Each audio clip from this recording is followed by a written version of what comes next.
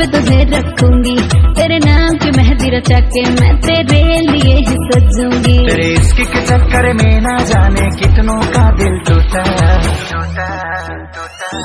तू झूठी, तेरा प्यार भी झूठा।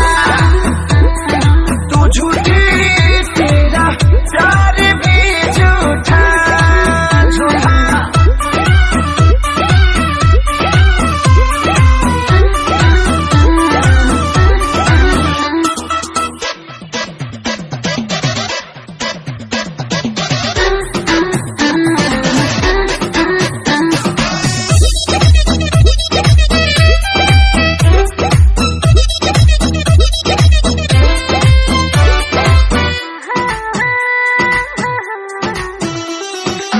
झूठी न मेरा प्यार झूठा, बात समझ ले तू।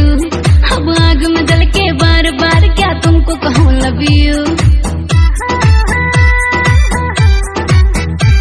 ना मैं झूठी न मेरा प्यार झूठा, बात समझ ले तू।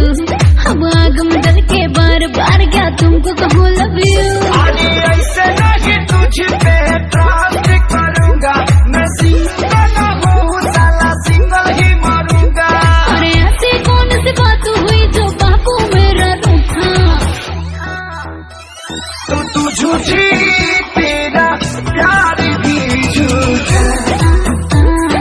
तू झूठी, तेरा प्यार भी झूठा। झूठा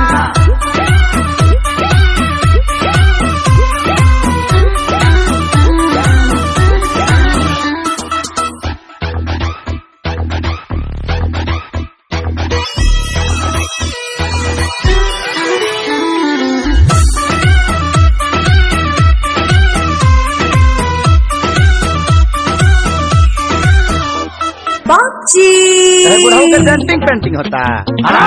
कितना लाल लगाम लगा ले केहू, लेकिन घोड़ी ना मिली।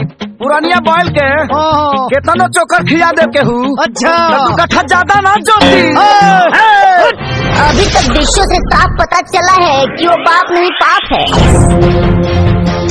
अरे जिस उम्र में नाती पोता के उंगली पकड़ा के दुनिया के अच्छी शिक्षा देनी चाहिए, उस उम्र में एक बाप अगर शादी करे अपने जवान बेटा के रहते हुए, तो उस बेटा को तो धरती फाड़ के घुस जाना चाहिए। तू झूठी